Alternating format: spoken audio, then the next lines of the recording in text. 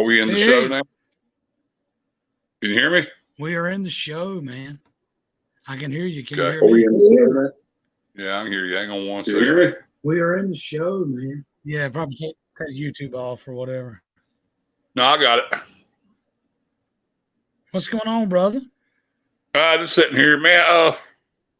Yeah, I'm up. I've done one of those things where I went to sleep for about 3 or 4 hours and I got back up and started drinking again. I was bored. Yeah, I hear you.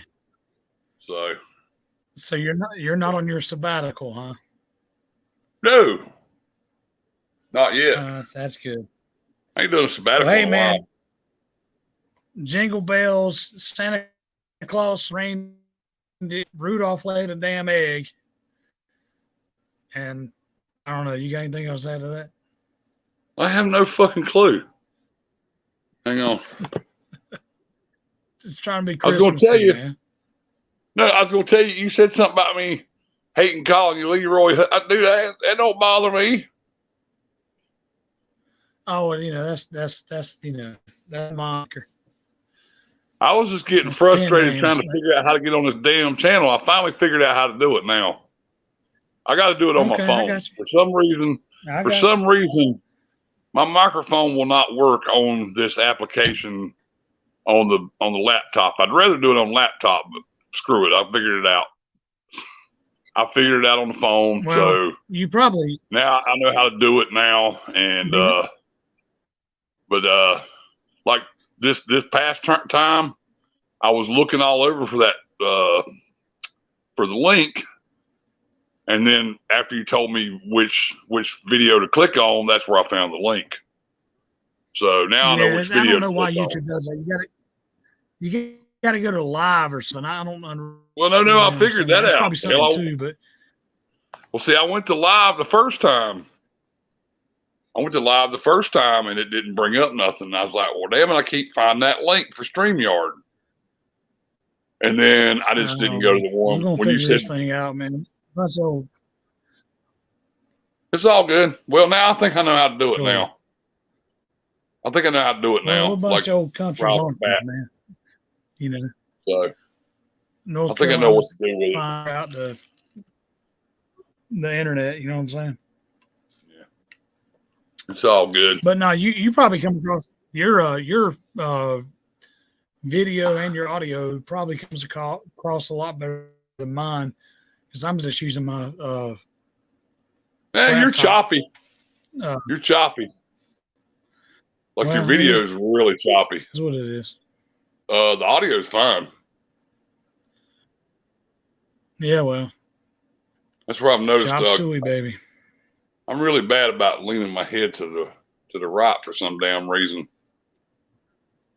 Let me turn the. I'll tell you what. Let me do this. Let me turn the Wi-Fi off of my phone. That might help some. Sometimes that seems to help. I don't know. I'm new to all this stuff too, brother. I'm just happy to see you, man. Merry Christmas to you. Merry Christmas, man. Happy Kwanzaa and all that other happy stuff. Yeah. Yeah, what them black people do.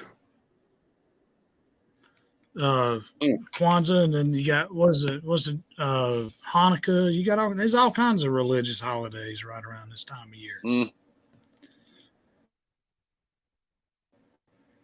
Dude, I've never been a festive person for nothing. Imagine that. Imagine that. Yeah, no, it's just that's just my family. My family just brought us up, man. You know, festivities are for kids, and once you get grown up, they don't give a shit about you no more. No, like after I turned 18, you know, sad but true, bro. Yeah, after I turned 18, my parents could give two shits less about my birthday, about nothing. Yeah. They're like, hey, man, fine. Good to see you if we'll see you. But I understand. Hell, the only time I dealt with all these festivities is when I was dating girls. You know, they always want to do all the. Oh man, girls love that stuff. Yeah, I know. I'm just like, stuff and And I'll tell them, I'm like, man, you do what the hell you want to, but don't think I'm gonna sit here and cut cartwheels while you set up damn Christmas trees and shit. Yeah, do whatever you want. That's on you, cuz I ain't got no handling that. Don't be telling me to go out here and hang Christmas lights, because I ain't gonna do it. Yeah, I'm not either. I'm not into that. I ain't doing all that shit. If you want to hang Christmas lights, you go have fun. And of course, girls always hated me for that. I'll tell you where the ladder is. Yeah. Oh, girls hated me for that shit too. Yeah. Of course they do. I'm like, well, sorry. I just ain't a festive person now. I'll eat. I'll go out to all the dinners. That'll be fine. Matter of fact, I saw. Give me some food. Yeah. Well, I saw a picture today of old dog bitch, my first girlfriend, and I saw a picture of her on Facebook with her family, and it said on the header, "I miss those days," and I went, "I don't," because I was like, "Dude, they ain't nothing worse than going to dog bitch's house and putting up with her family." Oh God, her shitty ass house. And I had to go.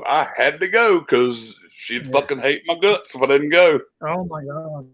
I was like, hell, I'm that guy who goes, bring me a plate. I'm gonna sit at home. Yeah, right. That's me. Yeah, just hook me up. You know what I like?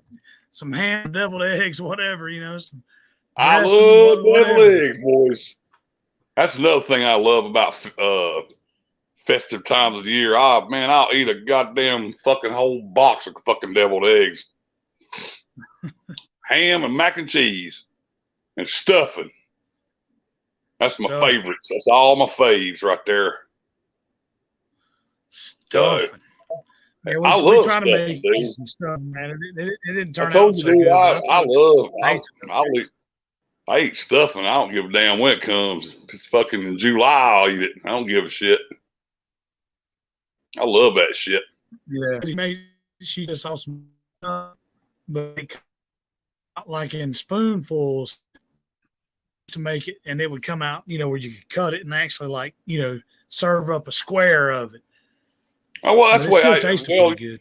But usually the way I make it, dude. I mean, hell, technically you can make it homemade, but hell, it's just, dude, it ain't nothing but goddamn toasted bread.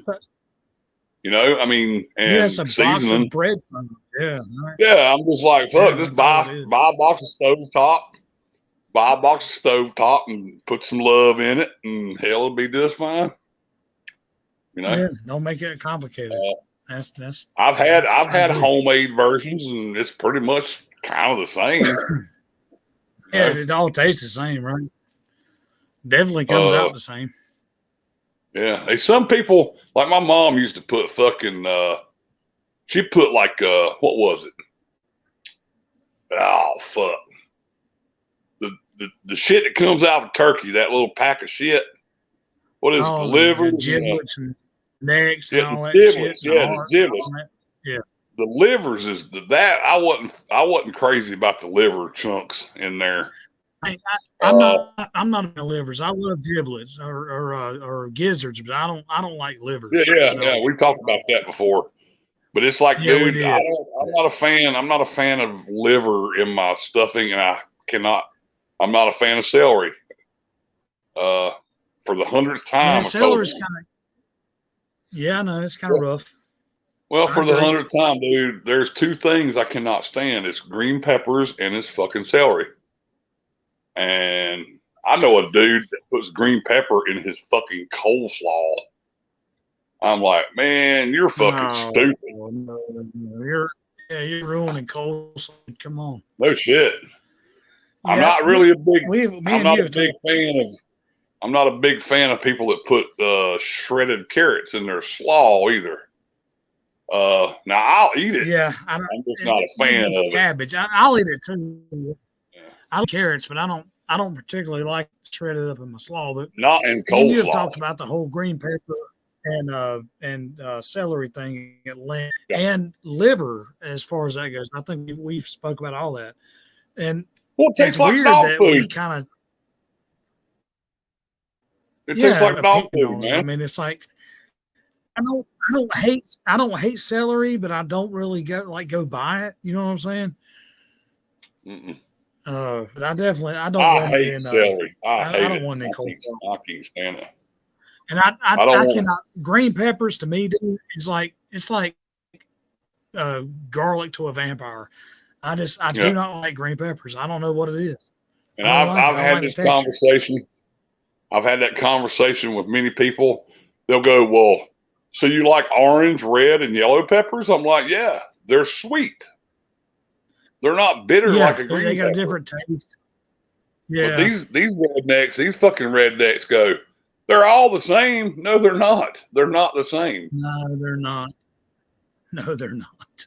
Not red, yellow, and orange peppers have a sweet taste. They have a sweet taste. Green peppers are bitter. Green, yeah, they're bitter. And plus a lot of times they're tough. They're more tough than some of the other peppers are. I don't know. I'm not a fan. I've never been a fan of green peppers, and I'm not a picky eater at all, dude. I'll eat anything. I'm not either. Under the sun. Like I said, like I told you, hell, you can't call me picky because I'll eat anything under the sun. Just don't give me green peppers or celery. You know, that's the only two things I just don't like it. You know, but I will eat. You know, I will eat a pizza that's got green peppers on it, but I will take the peppers off. You know, because they ain't nothing worse than biting into. To me, there's nothing worse than biting into a crunchy green pepper. Ugh. Yeah, that ruins the whole meal. I like a supreme pizza for all the meats and stuff. I don't remember, but one thing I cannot stand on pizza is freaking pineapple. It does not belong. Really? Yeah. It don't belong on pizza, dude. Well, that's I love pineapple on pizza. I'm surprised that no one has ever made that. No one's ever, because it's always pineapple and ham. I've never understood why there's not some guy out there that makes a special pizza that is Spam and pineapple. Now that would be a traditional Hawaiian pizza. I don't know what the base would be though. Oh yeah, Spam. Hawaiians love Spam, dude. Oh, I know they do. That's like a delicacy. Either, Hawaiians do love Spam. You're right. You're right about that, dude. But yeah, I don't know I don't know what the base would be though. I wonder what the base would be. Hey man, I got an idea. I don't know, but I got an idea. I hate we're sharing this live, but let's do some country ham and pineapple pizza. Oh shit! Some bacon and stuff. Yeah, something salty as hell. You know what? That would be awesome. Spam. That would be a Hawaiian meat lover pizza. Yeah, Spam, country ham, bacon, pineapple, bacon. Yeah. Maybe cheddar cheese. I don't know.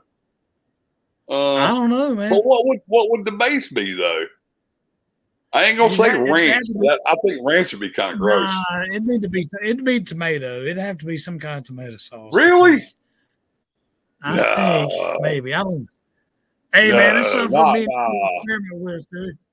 Let's pop one in the oven, man.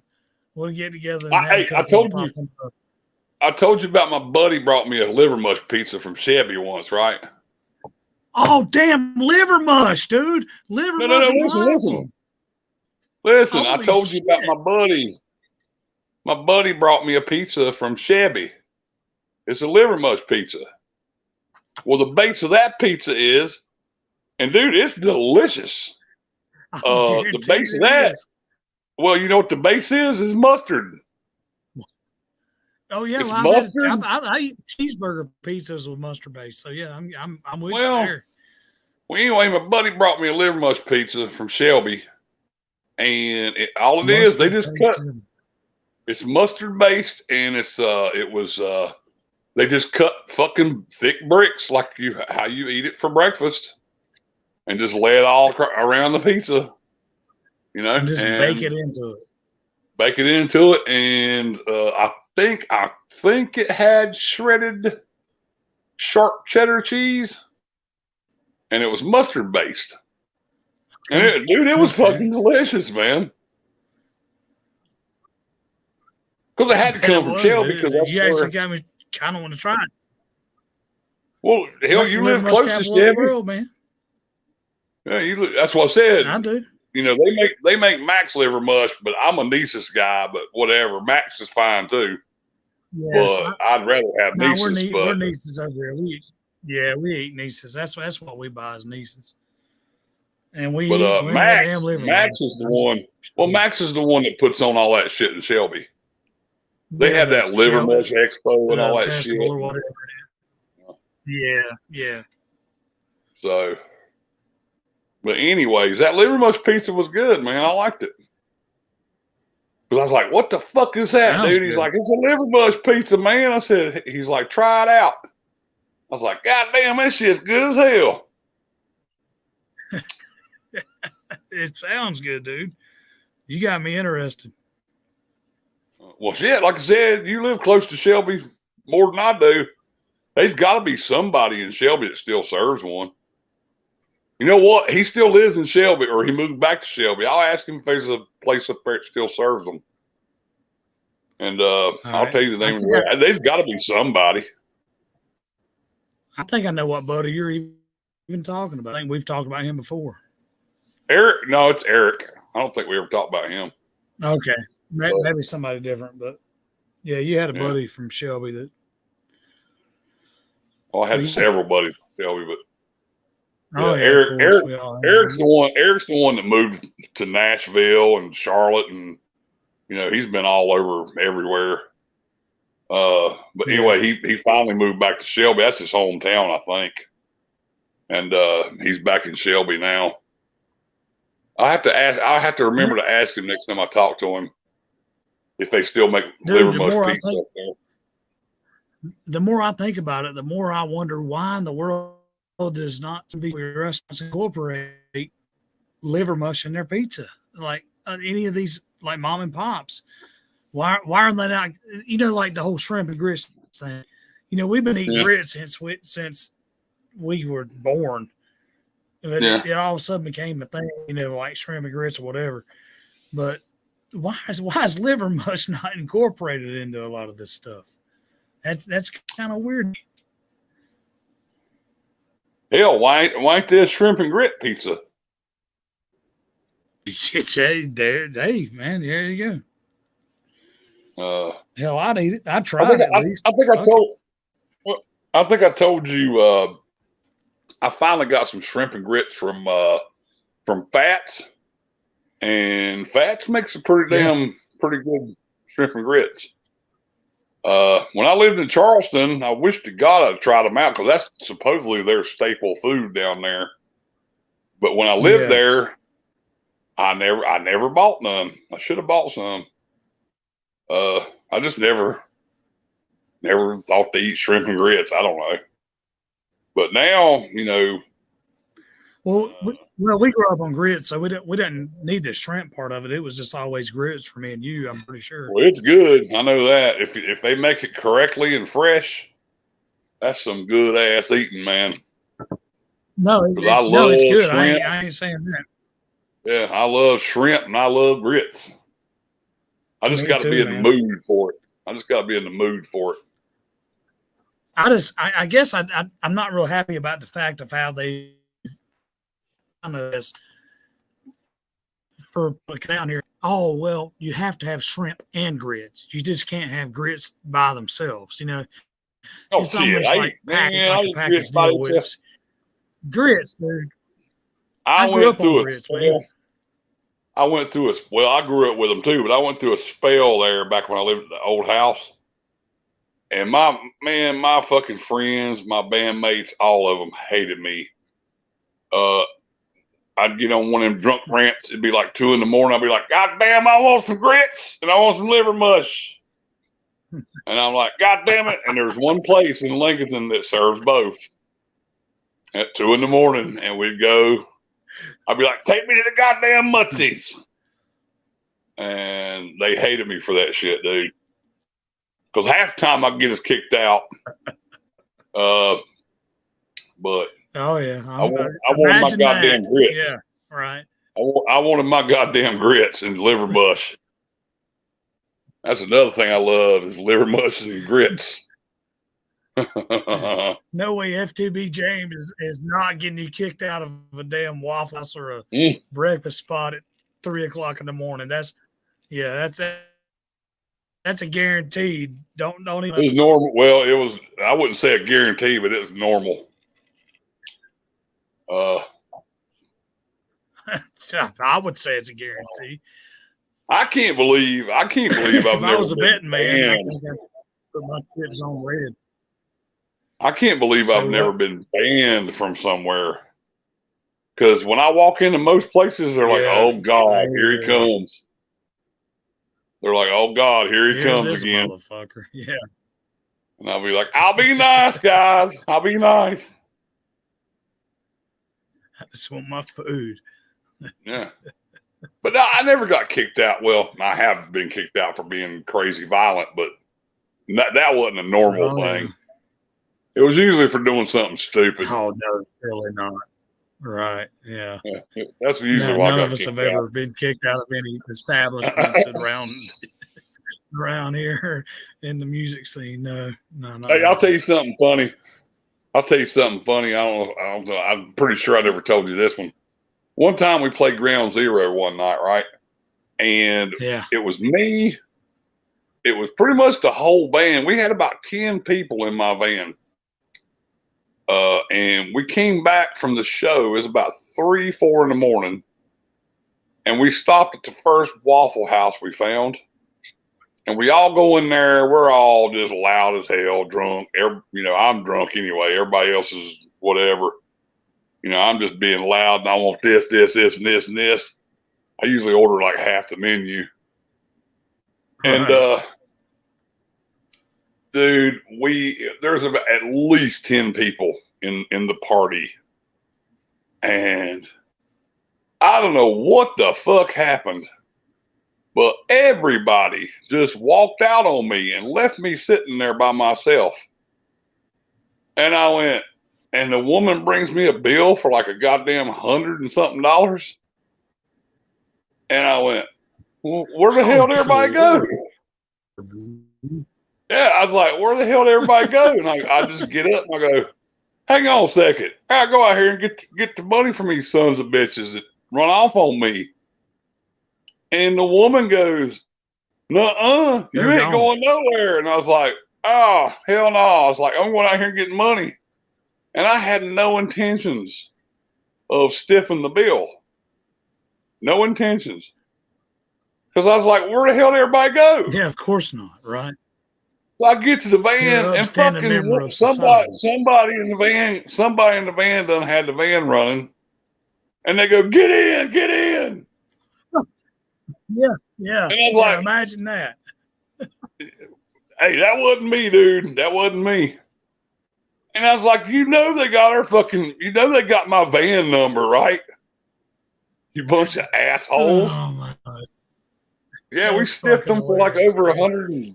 Dude, it was like almost, I think, close to a $200 bill, man. It's like, God damn. Whoever was driving was like, just get in, get in.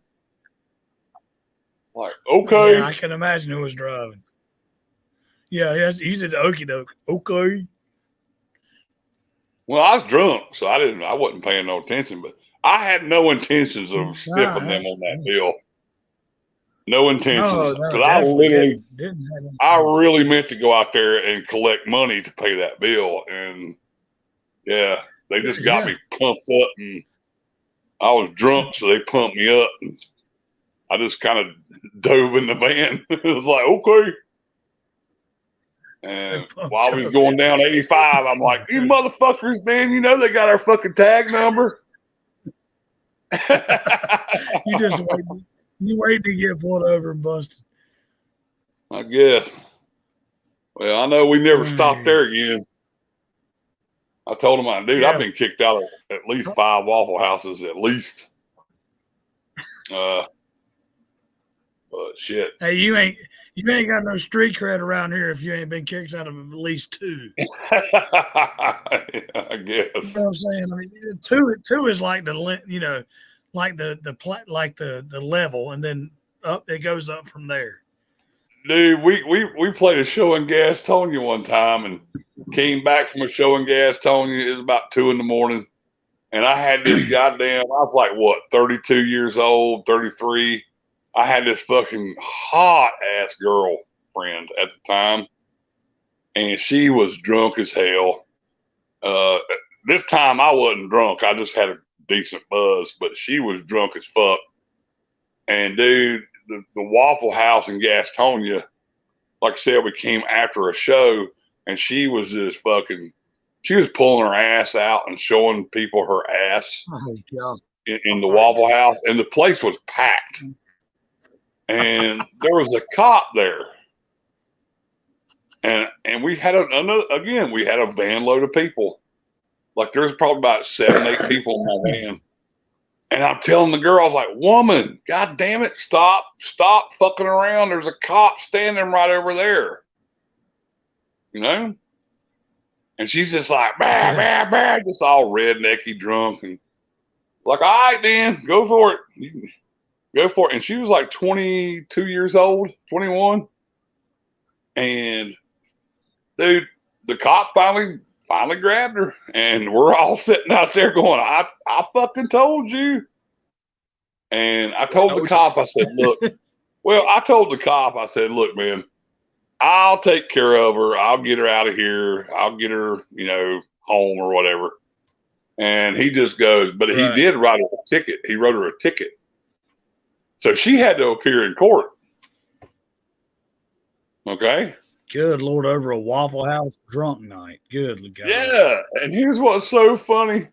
The day she went to court, because like I said, at the time we were kind of dating, kind of hanging out, whatever. She's kind of half-ass living at my house. And the day she had to go to court, she was at my house, and she goes, "There's a lot of kindness in this story. There's a lot of kindness." Well, she just goes, "Well, I got to go to court." I said, "Good luck." She comes back to the house that day. She comes back to the house that day, dude, and goes, "They banned me from Waffle House." And I said, and I went, "What, all the Waffle Houses?" She said they literally banned her from Waffle House. And I pulled the old brother joke.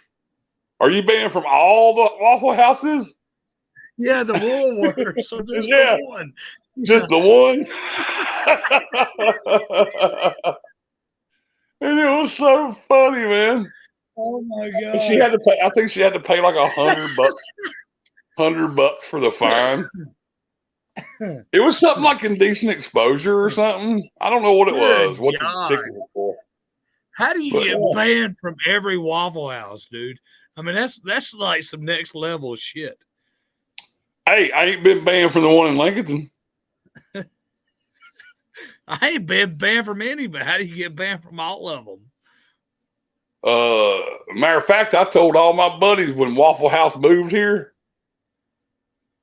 when they moved here, I said, it's a good damn thing I ain't partying no more, because I'm sure that'd be the next one I get kicked out of.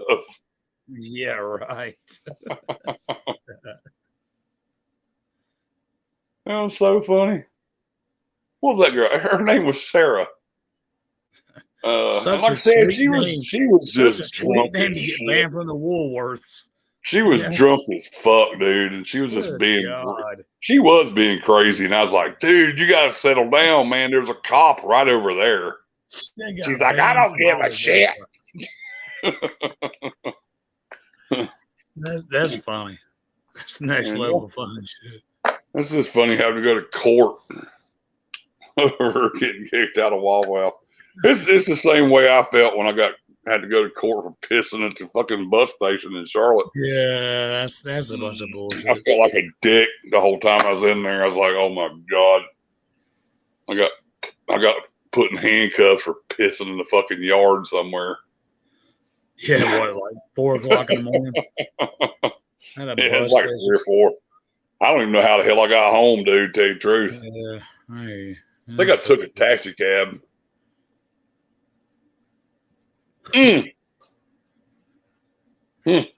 Crazy stuff, man. I gotta go make me a drink, man. What are you looking like? Hey, I got one more story for you, real quick. I'm right here. I'm right here. Go ahead. My thing. I'll catch up with you. Just you hold the whole fort down. Just me and you. You just hold it down. It's just me and you. It's just me and you. It's just me. We in love together. Make it nice, James. Make it nice. You go make thunder, sir. Thunder from down under,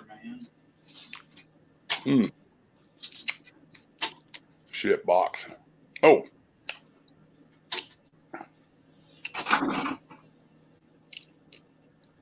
I'm eating a Japanese muscadine gummy worm. Hey, man, save me one. Dude, these things are goddamn delicious. You gotta save me one of them at least, man. No, I will. I'm gonna bring you some ham, man. Okay, well, you got to remind me to give you one, though, because I'll probably forget. Just trade me out, man. No, I'm just saying, just remind me to give you one, because I'll probably forget about it. I got to remind you for you to give me a shirt. You told me you were going to give me a shirt. I'm going to want them doggone shirts. Well, bring gas in here and get one. I'll come and get one, man. God damn, that thing is delicious. It squirts in your mouth like a porno movie. and like I said, I know you're an old school Southern guy. I'm sure you like muscadines. Oh yeah, I grew up on them, man. It tastes just like a muscadine, man. That's a distinct taste. But in a gummy form. That is God, them things. Man. I'm serious. It's like they bust in your mouth like a porno guy. Never been there, but okay, I'll take your word for that. I ain't never been there either. I'm just assuming that's what it's like. Oh, it's an assumption. Okay. Yeah, there you go. Well, when I said liver tastes like dog food, now I know that for a fact. I've tasted dog food. I ain't never ate no damn dog food. Yeah, I have. It's gross. And this probably is pretty gross. Anyway, what I was going to tell you about getting kicked. What's the story? Let's hear it. What I was going to tell you was, and I'll stop the stories now, but the funniest thing I ever done, and I need to write this down before I forget about it, is one of the best places I ever got kicked out of is Dallas prison. Dallas, Texas, or North Carolina? Well, in North Carolina, yeah. You know, the one down there behind Gaston College. Yeah, right behind Gaston College. Got kicked out of the Dallas. How in the hell did you manage that? Randy took me down there one day. It was on one of them days where you can go down there and go in and you can what do you call it? Where you can go in and hang with the prisoners in the yard. Yeah, you tore the whatever you call it. Anyway, what it was, Randy come down one day. It was on a Sunday, I think it was. And he goes, "Hey, man," and I've been drinking all night. And I was drinking all day. And, of course, Randy drove my van. We picked up Randy's dad, and we went to Dallas prison to see Randy's brother. He was in prison. Oh. So, well, it was daytime, so I was a little more, what do you call it? I wasn't drunk, but I was coherent. I knew what I was doing, but I was being a little sassy. So you were drunk, but you weren't drunk. I guess. No, I wasn't. I wasn't drunk. No, I wasn't drunk at all. But I was being sassy. Like I didn't give a shit. Let's put it that way. So I walk in with Randy and his dad. Right? Yeah. So, and there's a prison guard at the gate, and we all walk in to see his brother. I think his name was Steve. And he used to come to our shows all the time, and that's why I went. It was like he wanted to see me too. So he's like, "Hey man," and I was sitting at a picnic table, and I was buzzing pretty hard. And I don't know. I just got a little belligerent and doing this, doing that, and yeah, the fucking prison guard literally took me out of the prison, out of the segregation or whatever it was where they're meeting. Yeah. And they sent me to my van, dude. They said, "You got to get out of here." Yeah, you got to go, man. And I was just like, and even Randy was like, "God damn, dude." You got kicked out of a prison? Yeah, you got kicked out of a fucking prison, man. What the fuck? That's a state penitentiary. You got kicked out of that place. Well, are you talking about the farm where they grow the damn? Oh my God. I don't know, man. I told you, man, I showed my ass a lot back in the day, dude. I done some crazy shit. Kicked out of a fucking prison. Yeah. That's it wasn't by force. I mean, they kind of escorted me out. But they asked you to leave, so you got to ask to leave from a prison. Yeah. Are you kidding me? I just remember hollering. I remember hollering through the gate at Randy, going, "I'll be out in the van."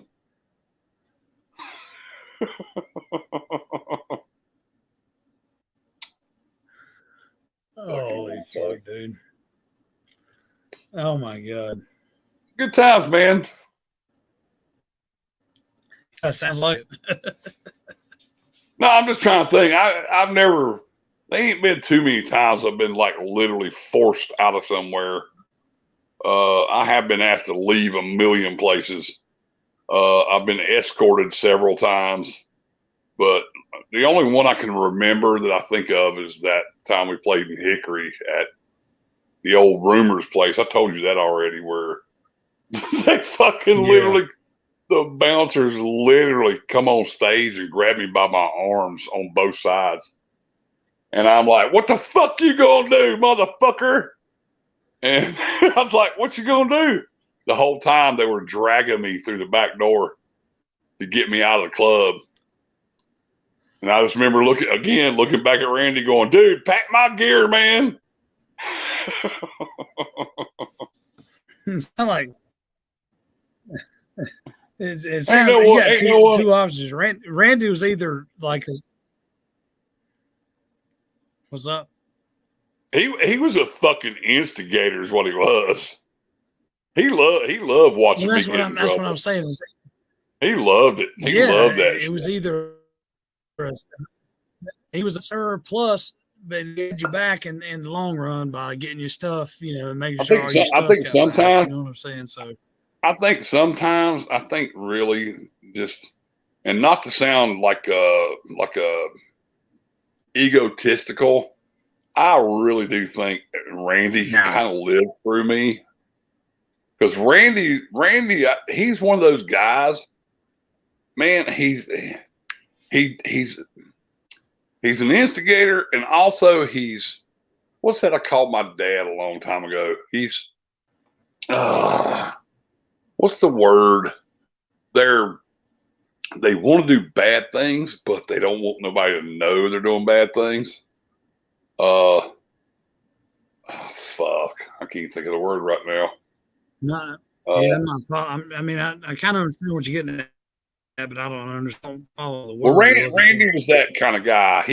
He wanted to be. I think he wanted to be like me, where I didn't give a fuck, right? But Randy, he was the kind of guy. He was mischievous. He was mischievous, but he didn't want nobody to know he done stuff. If that makes any sense. He didn't want to get caught. No, that doesn't. Yeah, man, you don't want to get caught. Yeah, it makes a ton of sense. I didn't give a shit. I didn't give a shit. Fuck it. You catch me, here I am, brother. Fuck it. And dude, nothing to hide. Randy used to push me into fighting people. He used to push me into fucking hitting on girls. He was always he was that devil on my shoulder, if you know what I mean. There you go. That's a good one.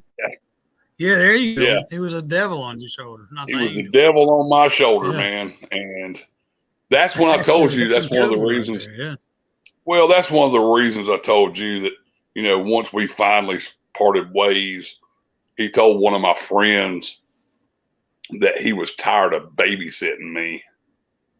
And I said, dude, and I told, no, listen, I told him, I said, dude, I heard on, you know, and he done it on Facebook. That's where how I found out.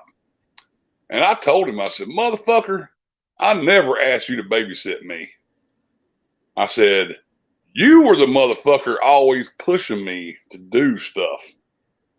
You know what I'm saying? Yeah. Now, if you had to babysit me after I got in trouble, well, that's kind of half-ass your fault.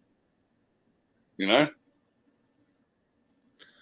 Well, you would have made it out anyway unscathed, regardless of him being there or not. So I don't know about unscathed. It sounds like well, I don't know about you would have made it out. Yeah, but it sounds like it sounds like he's just I don't know. He needed a way out or something. I don't know. I don't know the cats. I'm not going to go there, but well, trust me, man. When I told him that story, he admitted it. You know, he said, "Yeah, he told me his sorry." I was like, "Yeah, but dude, you're telling everybody that you're tired of babysitting me. I ain't never asked you to babysit my ass. You're the motherfucker that chose to come down here. You chose to come down here when I was at my drunkest, so you could prod me. So he could prod at me and tell me to do stuff. You know." Yeah. I'll tell you this. I can tell you this much, Brad. I bet that ever since he's been without me, I bet he's had the most boring life on the fucking planet. He's talking to some other fellow, I guess. No, I said, once me and him stopped hanging out, I bet his life got boring as fuck. You know what I mean? Because now he ain't got nobody to fucking prod and, you know, get his mischievous out. I've actually been meaning to ask you, man, whatever, did you stay in contact with him? No, we're done. Had a good run, had a solid run. We're done. We're done. No, we were together 14 fucking years. Yeah, 14 years, had a solid run, dude. And like I told you, nothing at all. Nothing at all. I ain't talked to that dude in probably 3 years now. He tried to talk to me 3 years ago. He tried to talk to me like 3 years ago, and you know, I reluctantly called him, and that's when I went off on him about the whole, you know, that babysitting bullshit. And he just told me, he's like, you know, man, I'm sorry, I didn't mean nothing by it. I was like, well, dude, you know, it sounds kind of shitty to me that you're telling all your friends that the reason we ain't together no more is because you're tired of babysitting me. And I'm like, dude, the reason we ain't together no more is because you kind of flaked out on us there at the last CD. He left us hanging with $100. He didn't pay for the goddamn recording. And it's $100 of all amounts of money. I mean, it's not a lot of money. Well, again, that wasn't the biggest part. That wasn't the biggest deal. It's principles. It's principles. But I'm just saying, on his end, I mean, how hard is it to scratch up $100? Well, the thing is, dude, that's not a big deal for me. Dude, Flounder left us hanging with several $100. Me and the drummer paid. Me and the drummer paid for everything for Lucifer and Gurley.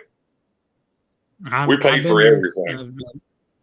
But that don't mean I'm gonna hate you. No, and also, no, it doesn't. No. But what happened was with the Randy thing, it was just a culmination of things that got on my nerves. Number one, I've told Randy for 14 years, dude, learn how to play bass, man. Yeah. I mean, this is the guy, he would walk in and he wouldn't even know how to use his equipment. And it was just annoying as fuck. That's one thing. Yeah. I put up with that for 14 years. Then again, the money for the studio, that was another thing. The third thing was him and the drummer. And he wasn't even our drummer. You know, the guy from Chronic Disorder, Brad, he wasn't even, he wasn't even our drummer. And he was siding with him on stuff. And I'm like, dude, Brad's not going to be our drummer. You know that, right? He's like, well, and I told him, I said, goddamn, dude, we can't set up shows with Brad because he don't want to fucking play shows. And Randy's up telling me, well, goddamn, we just gotta talk to him. I'm like, dude, he don't want to play shows. So why bother with him? Yeah, you can't beat a dead horse, man. But yeah, and like I told Randy, I was like, goddamn, dude. But anyway, and then when I saw that thing about, babysitting me thing, that really just made me madder as shit. And I called him out on it, man. I called him out, and he's just like, well, I'm sorry, man, but you was getting a little crazy. I was like, dude, I've always been crazy. Why in the fuck are you calling me out now? Like, fuck, man, you don't have to be with me. You ain't got to stay with me. That's true. Shit. Well, here's the deal, and I don't know if, it's kind of a weird time to bring this up, but I guess we've had a lot of conversations over the years, and I'm happy for all of them. But I'm going to be on Randy's side for a moment. I've never been a bootlicker, and I'm not saying he was, but when I came into the fold, when I had Chad and Flounder and everybody in front of me, they were all seasoned musicians, and I was a young buck. Yeah. I made sure that I came with it. You know what I'm saying?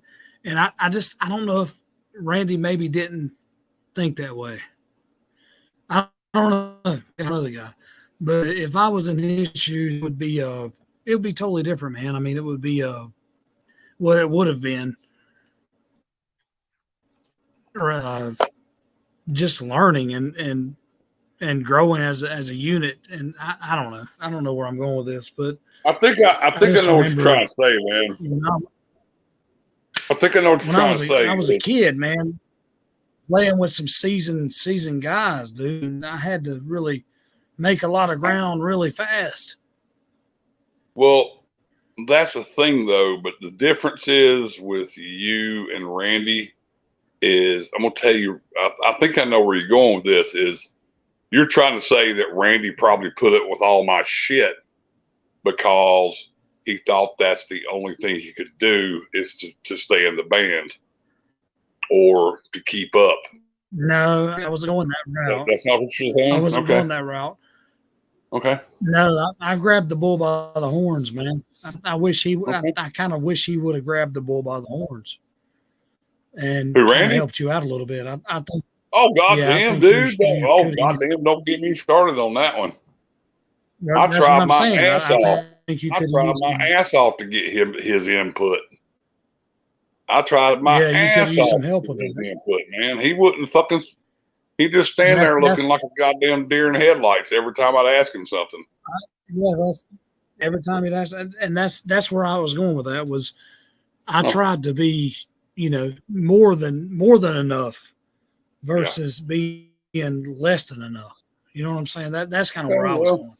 And I'm not trying to make myself look like a patron saint or anything, but I'm just saying I've been in a young man's shoes playing with well-seasoned and experienced musicians. And the first take was on my end was what can I do? What can I do? Not what can I blame them for? So that's kind of where I was going with it. Okay. That makes sense. Hey, good enough. Understood. Like I told you, man, I tried my ass off to get his input, but he would never. And like I told you, I even tried to tell him, dude, make this when he's on stage, he looks like a damn deer in headlights. He don't move, he don't do nothing. He just stands there. It's like he don't want to be there. And that's so sad. Man, that's so sad. Yeah, but dude, I tried to. I said to him, because dude, I've literally had several. I can't remember how many people's like, dude, what's up with your bass player, man? Why does he just stand there and just stare at the fucking ceiling? And I tried to tell Randy one time, I said, dude, if you're going to stand there and just not do shit, how about make it work for you and act like the guy from Huey Lewis and the News? You ever seen the bass player from Huey Lewis and the News? He just stands there. Yeah, do something. But what he does is he wears these big old fat sunglasses, and he hangs a cigarette out of his mouth, and he just stands there. Make a character out of yourself. Yeah, and I said, make a character. But dude, he just drove me nuts. Every time we played a show, he just literally stood over there like a damn knot on a log, as they say. And it's like, damn, dude, it's hard to not. And also, like I told you, that one time, I mean, the time we played a show and the motherfucker didn't even know he was out of tune. I mean, he didn't even realize he was out of tune. Through like three songs. And the whole time I'm going, what in the fuck is wrong here? Something ain't sounding right, man. Well, yeah, you're probably looking for the PA. You're probably looking at the PA guy like, what's going on? I looked over at Randy. I finally figured it out because, dude, when you're singing and playing, it's kind of hard to assess what's wrong.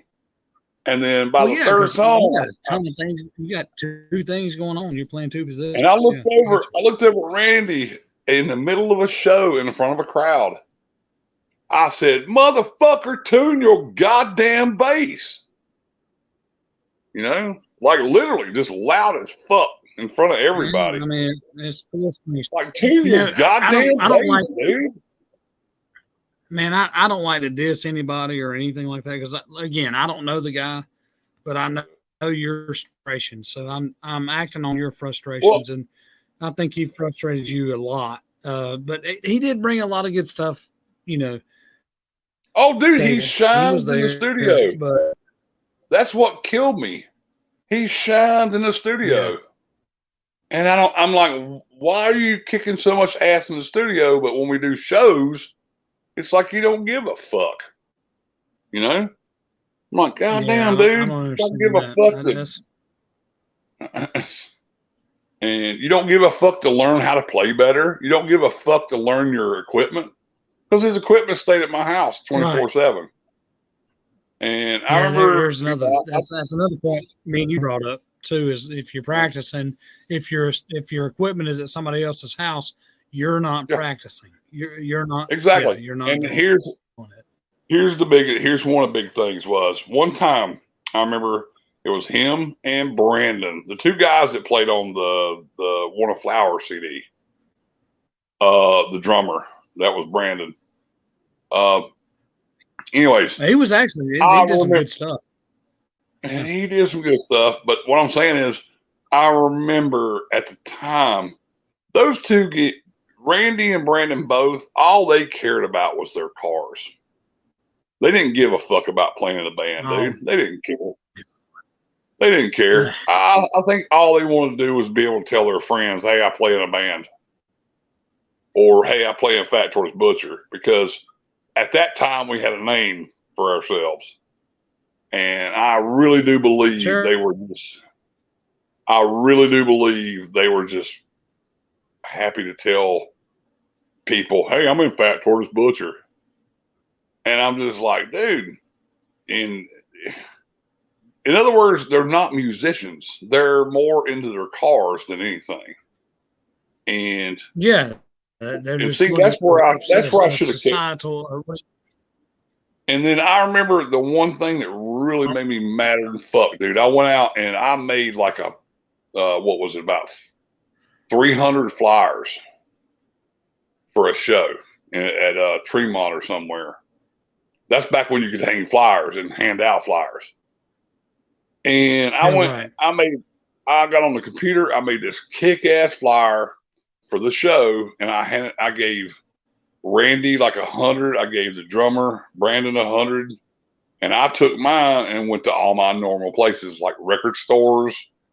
Back then we had CD stores and stuff, and I literally went out and put up flyers. Right now, I remember walking out to the fucking front yard, and I walked past my drummer's car, and that whole stack of flyers was in the back of his car. He didn't hand out one goddamn flyer, dude. He didn't make it even an effort at all.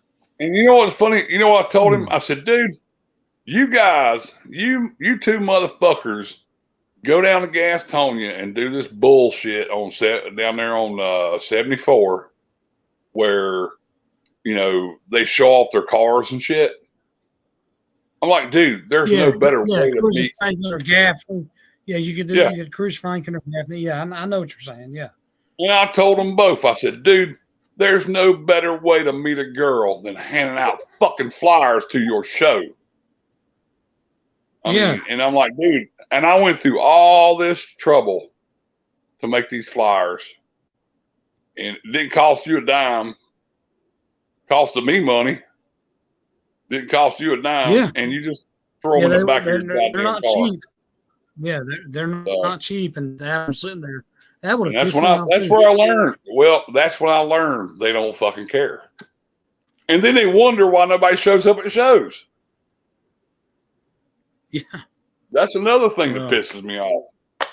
Fucking Randy used to do that thing.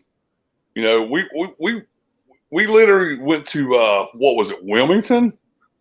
A 4-hour drive, 4.5-hour drive. Luckily Randy worked for a Ryder, so he got us a Ryder truck, so we could load our Ryder truck, and he got us a cheap Ryder truck, and we go to Wilmington, and we show up, and dude, nobody's there. Nobody. There's like maybe 3 people in the club. And even the bartender goes, dude, you guys really want to play this show? I was like, hell yeah, we drove 4.5 fucking hours. Yeah. We're going to at least have a practice.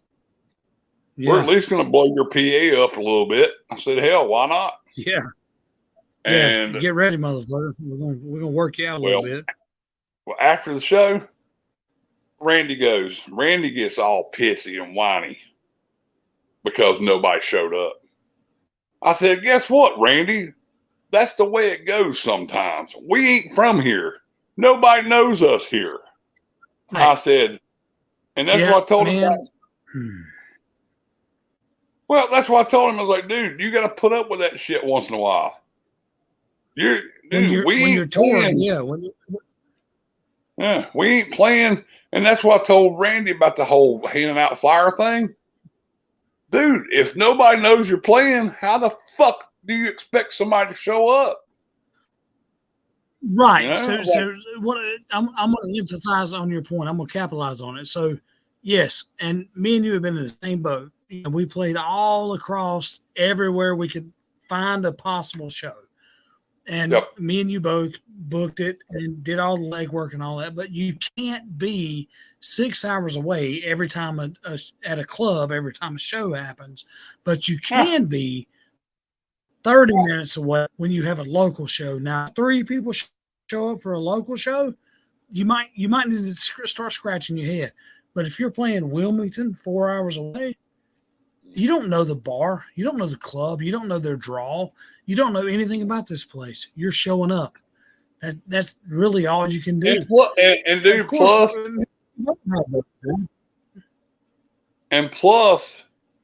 we played on a Thursday night.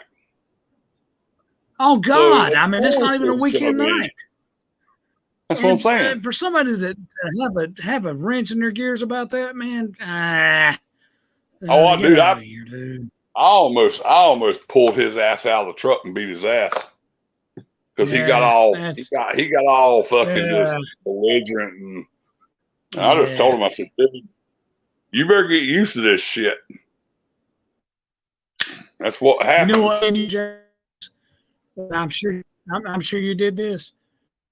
Was I would actually go to that club owner or the promoter or whatever venue it is and try to get booked with a bigger band. What I would have done and what we always did was put on the best show we could possibly do and then go and say, hey, we want to come get a better show. Can you get us something a little bit better than this? I mean, I think we can bring you some drinkers in here. We can work together. But you got some people that's just like, hey, I hate this, fuck it, man. I don't know. That kind of makes that, dude. You struck a nerve on that one, man. I'm just gonna tell you this. The way we got whatever the fuck we got, if we didn't do it in one show, it took a while, man. It always does. Mean, dude, it took a while. It's not like we got fucking, and again, I don't want to say famous because we wasn't famous. We were just a big deal in a small pond. And it was Charlotte. Dude, Charlotte is so big. And dude, here's my point. If you work a town hard enough, you'll get a big crowd. Imagine that. Now, how's that work? That's my point. Back when we were working our way through the trenches, our first show was literally 10 people. The second show was maybe 50 people. The third show, and it was all at the Milestone. It was all about word of mouth. And again, I tell you, Sean had a lot to do with that because Sean was scaring every fucking body to death. And I loved it. I loved him doing that. I'm like, dude, keep going. Dude, we're building the crowd. We're building a crowd. And by the next thing I know, we got a show at Tabloids. Then we got a show at so-and-so, so-and-so, so-and-so, so-and-so, so-and-so. We started building, but it's just Charlotte, though. Yeah. And then we got in with the fucking music, the bands. See, we were like one of those bands. We could cross between Spite and FE26, or we could play with NIC. See, back in those days, there was only one side or the other. You're either going the NIC side or you're going the Spite side. We could float through both. Yeah, I remember that. You know why? Yeah, and that because we had a huge fucking crowd. No, because we had a huge fucking crowd. Y'all had a great angle. And I seen one of us play with them because Jeff knew he could make money off us. Right? Oh yeah. Spike, they liked us because they just liked us. And so, and plus, like I said, we weren't in that just that one type of band.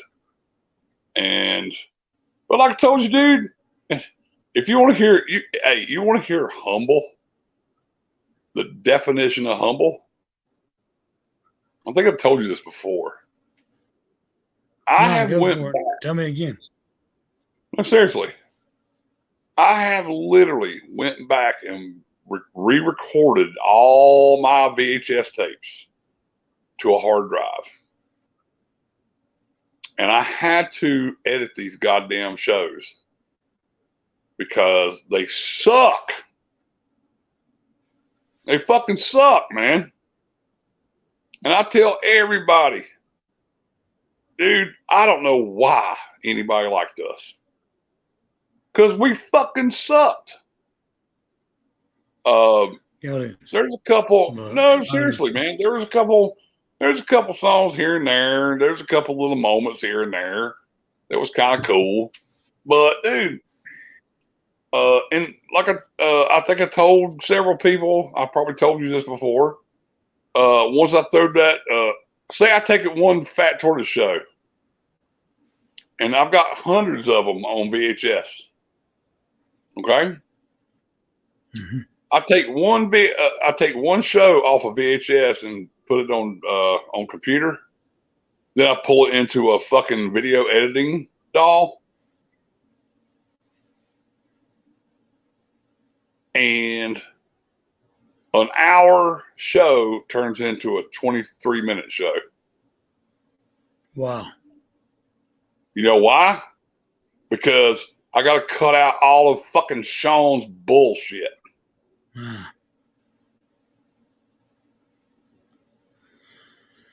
Yeah, I've never had to deal with that. That's a new one for me. You just threw me a curveball there.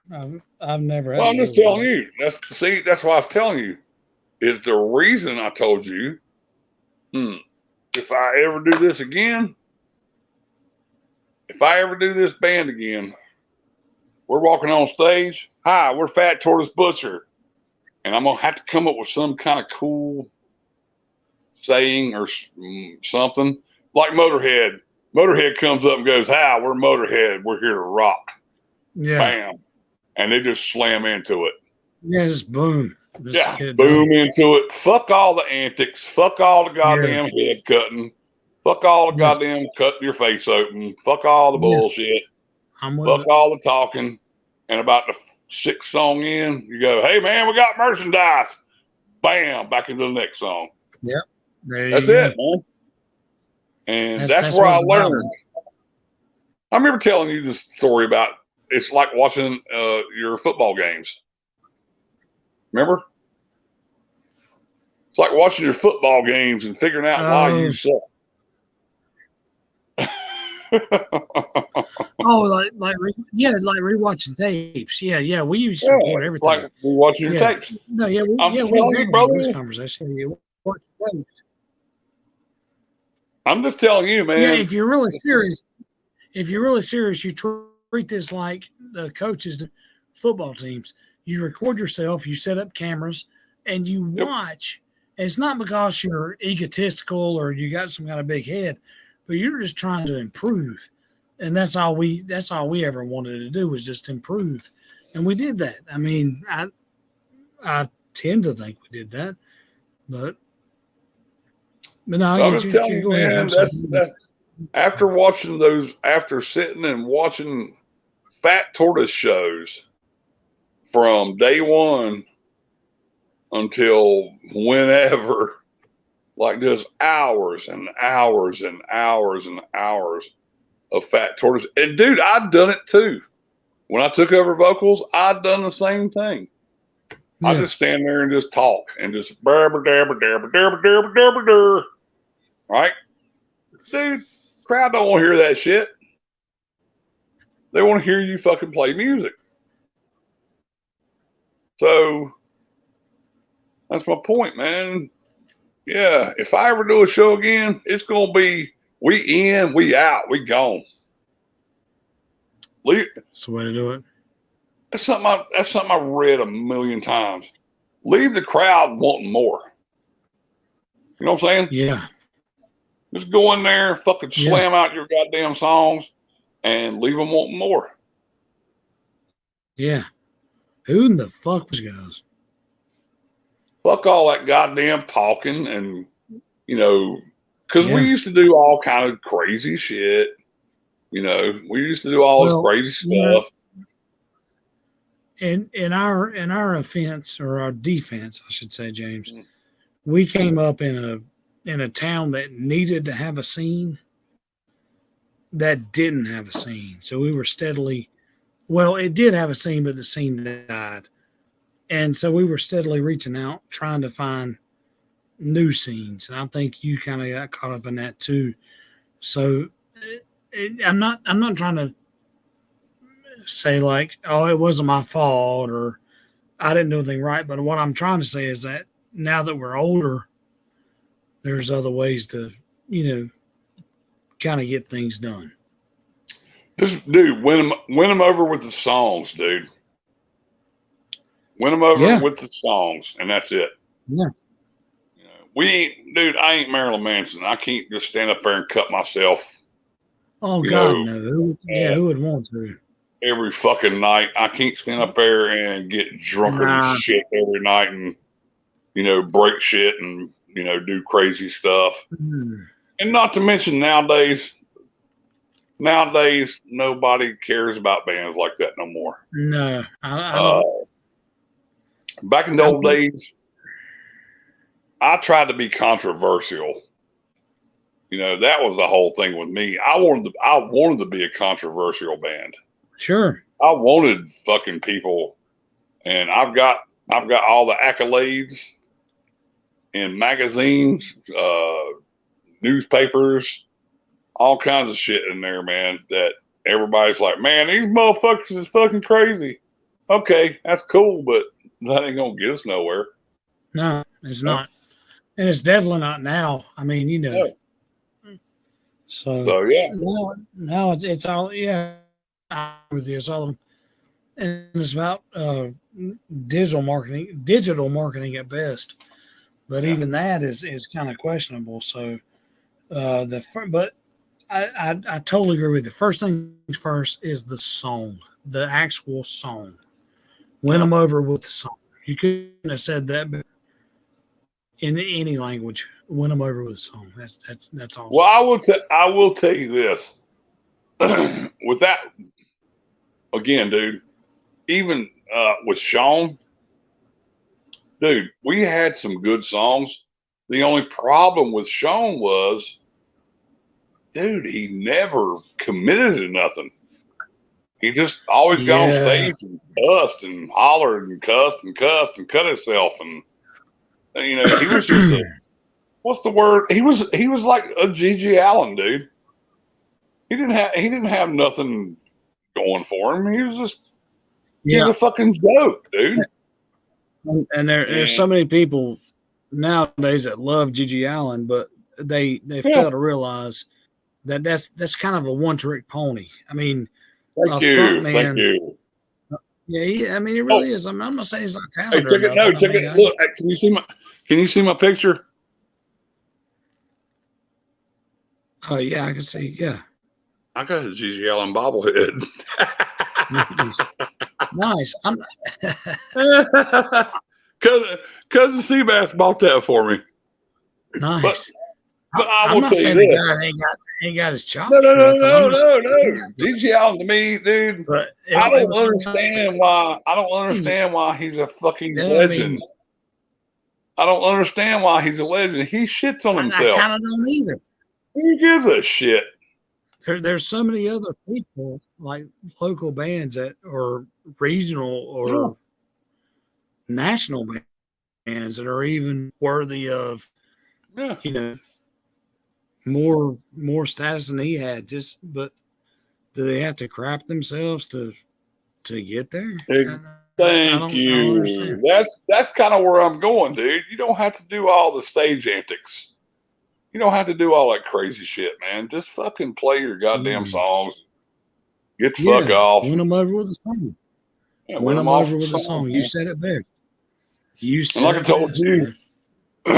told you, man, when I took over vocals, I thought, well, the only reason people's going to watch us is if we do crazy stuff, and we done crazy stuff, and it went over half-assed half the time. But looking back, like I said, when you go back and watch the films, you're like, dude, that's fucking stupid. Why the hell we do that? Why the hell we do that? It was just a waste of time. It's fucking stupid. Yeah, it's fucking stupid. You were trying. I mean, I wasn't young. I was goddamn. I was in my 30s. Yeah, but think about the market. It's not like we were in, Seattle or anything. So, well, anyways, like I said, man, I'm good. I just think that Fat Tortoise might be one of those things where we might get lucky and, hopefully maybe if somebody sees that name, say, hey man, Fat Tortoise is playing the Underground in Charlotte. Hell, You never know. We might get a goddamn humongous crowd. We might not. Never know. But I hope they don't come there expecting us to be fucking doing crazy shit, because I'm just going to be that professional guy to where, dude, we're just going to go through the goddamn set list and we're done. So, that's all it needs to be. Yeah. But like I told I'm you, happy man, to be on the. Go ahead, brother. It used to surprise me when we would play shows a lot back in the old days. It surprised me when we'd show up at goddamn clubs. There wouldn't be a person in the fucking place. And when we get on stage, it will be fucking wall to wall. Yeah, I've had that happen a time or two. And I'm like, where in the fuck did all these fuckers come from? Yeah, it's like they just surge in.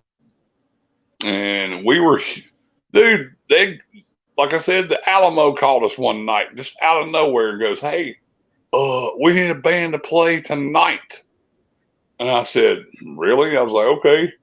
So I called Randy and I called the drummer, and they both said, okay, let's do it.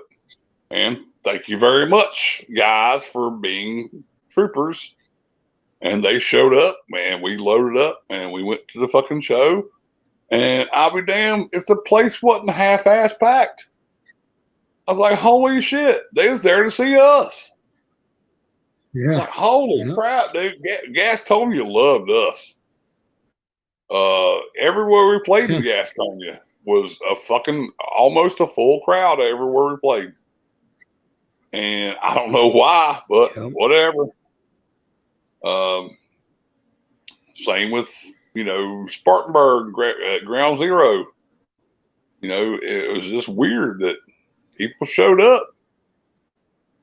And I was just like, holy crap, I can't believe there's people here. I had a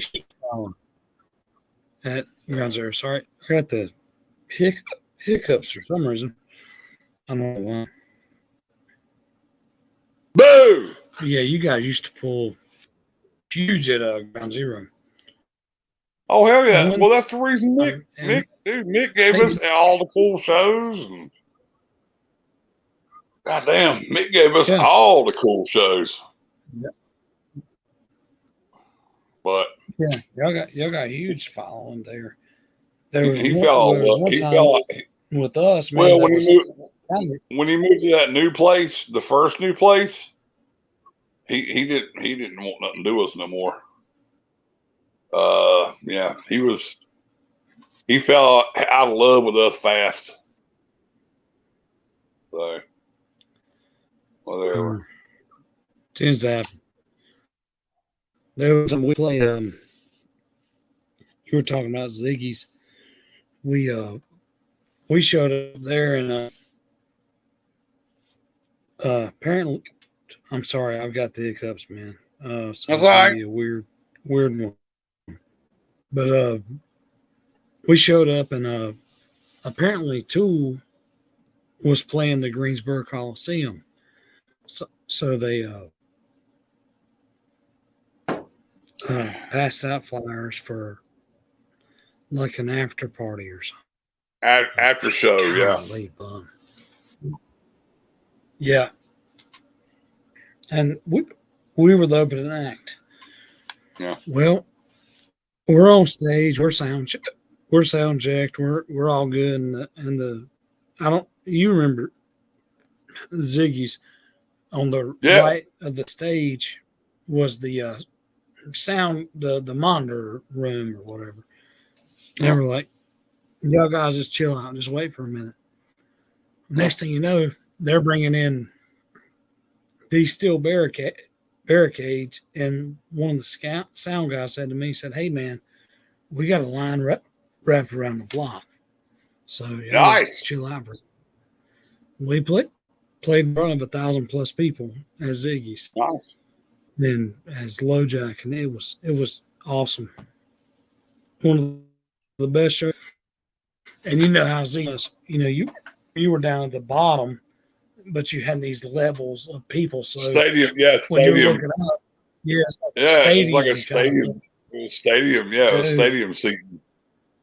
And that was the best feeling in the world. I bet so, man. We didn't have that many people. Of course, we played when we played Ziggy's. It was like the hottest goddamn day of the year, and we played in the afternoon at one of those fucking, I don't know, it was a festival thing or whatever. Yeah, they used to have all that. Yeah, we played like in the afternoon, dude. It was hot. I thought I was going to die on that stage. Yeah, I've never sweated. I've never sweated that bad in my life. I'm telling you, because they had that damn. It was like a carnival tent, like a, Well, it was like a big old barn when you come in. Yeah, It's like a big old barn, and then you look up off the stage, and it's like a stadium setting. And but we played in front of 100 people, 200 people, 500 people there, just depending on who we're with. But that was the once and only time we played for that many people. That place was packed. But we played Ziggy's. We played Ziggy's for 100 people many times. And I get you. I know that the heat. It's terrible in the summertime. It's awful. Well, we literally played in the afternoon. It was about 3 or 4 o'clock in the afternoon, because it was, like I said, it was a festival deal where there's like fucking 20 bands or some shit. Yeah. And we played around 4 or 5 in the evening. God damn, it was in the middle of July. It was hot as balls. And thanks to Flounder, that fuck ass, taught me into going to Dairy Queen. Oh yeah, Flounder and his ice cream. And we went to Dairy Queen, and I got me a goddamn. And dude, that's where I learned: do not eat Dairy Queen before you go on stage. Good God. There's literally, I read this somewhere about vocalists. Do not eat cheese or dairy before going on stage, because in front of those hot fucking lights, it curdles in your stomach. It does. And not to mention, I was drinking whiskey. Oh, yeah. Yeah, and I'm like, dude, I thought I was going to fucking die, man. Good God, I thought I was going to puke my ass off. I think a lot of people don't realize how hot just an average stage setting is. Oh, yeah. It's again, it'll damn burn you alive, dude. Again, it's 4 or 5 o'clock in the afternoon on July. Yeah. It's hot as fuck. We're playing in front of fucking stage lights. And I'm serious, man. I got pictures of that show. And dude, my shirt looks like I was in a swimming pool. Yeah. I was sweating fucking bad. Yeah, you gotta have some water, bro. You come off there just drained. I felt horrible, man. But yeah, but it was an experience. It was fun. That's fun. I remember, hell, we rented a van for that show because I was worried about my van making it, so we rented a van. But and by the way, the fucking guy, the guy that put the show on, tried to pay me with weed. I said, dude, you're talking about Benton. I know exactly what you're talking about. You're talking about Benton Blount from something pigs. I know exactly what you're talking about because he tried to pull that. Well, no, I can think of it right now. The guy's name was I can't remember the guy's name, but it's a singer from a band called Meat Rocket. Meat Rocket. Yep. Yeah. Yep. Try to pull that same shit with us. He tried to pay me in weed. I was like, dude. I was like, dude, we rented a goddamn van to come here. I said, we had to pay gas, blah, blah, blah. I said, man, I don't want no fucking weed. But we played it all day festival. Yeah, well, he ended up paying us too. We paid an all-day festival. Goddamn weed. Yeah, fuck your goddamn weed. Well, if I wanted weed, I'd get it myself. But we played an all-day festival locally that they put on. Barbecue guy. Fucking Meat Rocket. What a fucking, that band was a fucking flake as well. We had like several shows lined up with them, like in Hickory and Charlotte, and they always canceled. Yeah. I'm like, man, you guys are fucking stupid, man. Well, he tried to pull that stuff with us, man. He was like, he had, I guess, one of his cousins or something cooking barbecue, and he was like, hey, man, y'all get y'all some barbecue to eat, and I'll give you, such amount of weed. And I'm like, nah, dude. I can't remember the guy's name. It seems like his name was Byron or something. Blount was his last name. Blount. Blount? I don't remember that. Yeah, I'm pretty sure it was. Hell, who knows? Who knows? Who gives a fuck? Who knows? Yeah. Meat Rocket. Meat Rocket. They weren't bad, to be honest. They were actually okay. Well, they were music goes. They were cool band. I had a CD by them. He gave me a CD. They were, they were good, but dude, they canceled every goddamn show they booked with us, man. I'm like, fuck, man. I'm like, what the fuck? What's the point? Yeah. I think they canceled about 3 shows with us. I'm like, goddamn, fuck these fucking assholes, man. Goddamn. Yeah. To be honest, Flounder told me a story about you guys getting offered weed as a payment from Meat Rocket, and he said that you lost your shit, and you went off. Well, that's what I done. I went ape shit on him. So we didn't drive goddamn 4 hours or 2 hours and rent a fucking truck for weed, dude. Rent a truck, pull a trailer and shit. Yeah. Come on, fuck you, man. You gonna pay me with weed? Yeah. I'm eating another gummy. Sorry. You got one left, Negro. Well, save it for me. I'm getting ready to call, man. No, I'm gonna save it for you. I'm going to bed. Brother, these things are so yummies. But I'm gonna take your word. I'm gonna bring you some ham after Christmas, but I'll talk to you before then. But right now, I got to get off here because I got the hiccups and I can't get them to stop.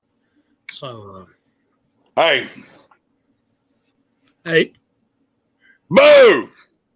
What?